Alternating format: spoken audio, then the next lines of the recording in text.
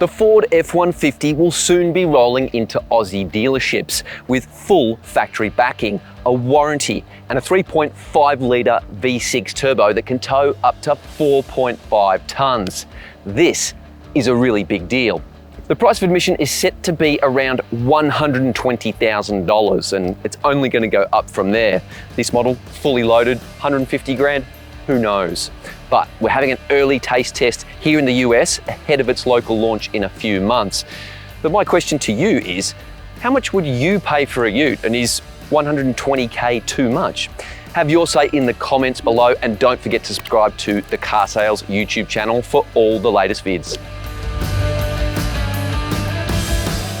The full-size pickup truck has been North America's top-selling vehicle, bar none, for the past 45 years. And now it's coming to Australia officially for the first time since 1993. The F-150 will be converted from left to right-hand drive at a new facility near Melbourne, in partnership between Ford and RMA Automotive. It's the first of its kind in the Ford world, and there's even talk of other vehicles, hello Bronco, that could be converted in a similar fashion. Only the crew cab body style will be offered in Australia, where the first shipload has now arrived for local remanufacturing and first deliveries very, very soon. But with a facelifted F-150 also due to be revealed in Detroit in September, Australia's version will in effect be immediately superseded before the upgraded MY24 model eventually arrives down under. Two dual cab variants are now on sale ahead of the F-150's local launch, and both will come with the same 3.5-litre EcoBoost V6 engine. So that means no V8 for Australia, unlike its rivals, the Chevy Silverado and Ram 1500. But this twin-turbo V6 petrol engine pumps out similar power and more torque than its V8 competitors. And that means more pulling power. It'll tow up to 4.5 tonnes, and all models will come with special trailer technology that includes trailer reversing assistance. The engine hooks up to a 10-speed select shift automatic transmission that drives all four wheels. And like the Ford Ranger, it's got various modes. You've got 2 high, which is rear drive, 4 high, regular four-wheel drive, and 4 low, which is for proper off-roading.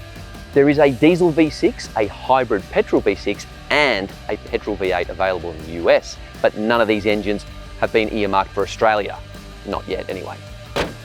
The exterior of the 14th generation, yes, 14th F-150 is kind of like a bigger, brawnier Ford Ranger.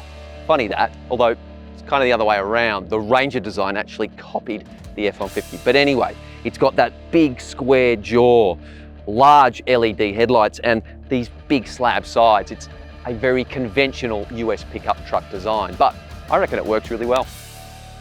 My first takeout after spending plenty of time in this cabin is that it is big, really big. There's so much headroom, leg room, shoulder room.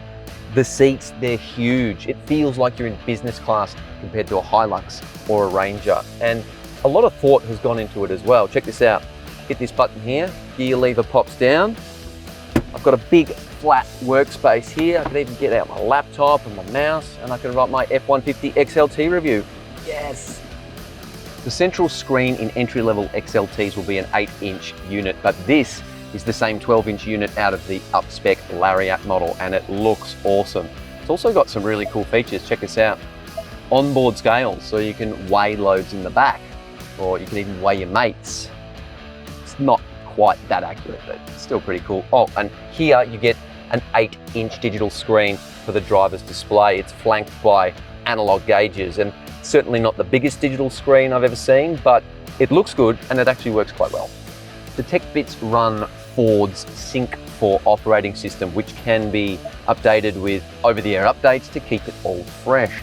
And I really like the fact there's physical buttons and dials down here for the audio and climate controls.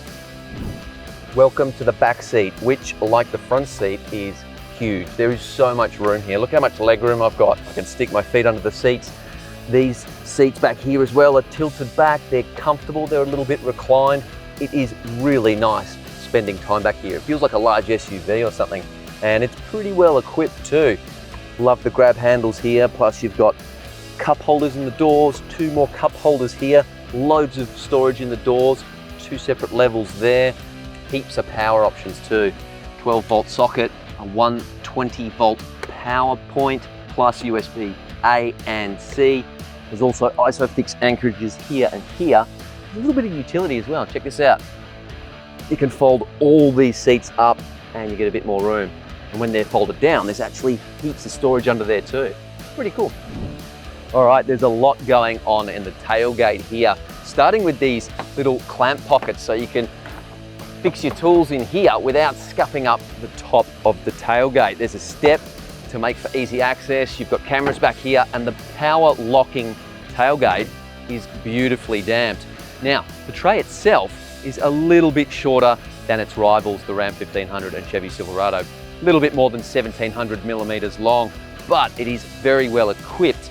You've got these really high-end tie-down cleats, 2 power points here, another camera up top with lights.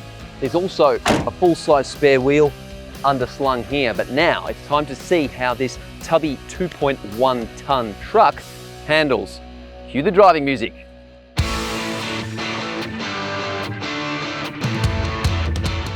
The Turbo V6 may be 2 cylinders short of greatness, but this big rig feels hale and hearty.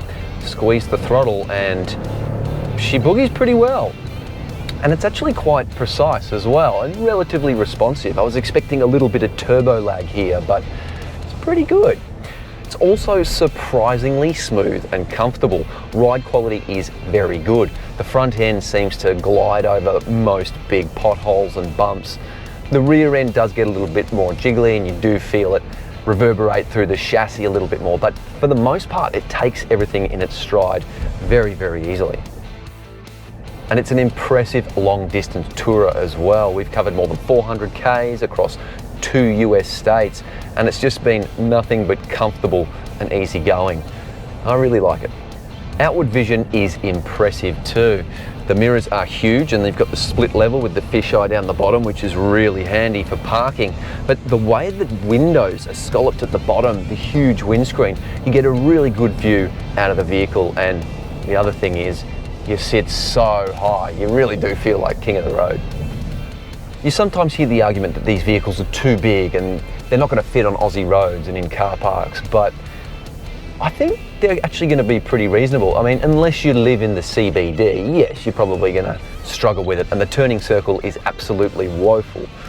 But if you're living in the outer suburbs or in regional areas, I don't think you're going to have any problems with this whatsoever. I think it's going to impress a lot of people. But it will need to outsell the rampaging Ram 1500 and outpace its local remanufacturing processes. And to be honest, we still don't have a handle on what Ford's official conversion work will be like on this vehicle in Australia.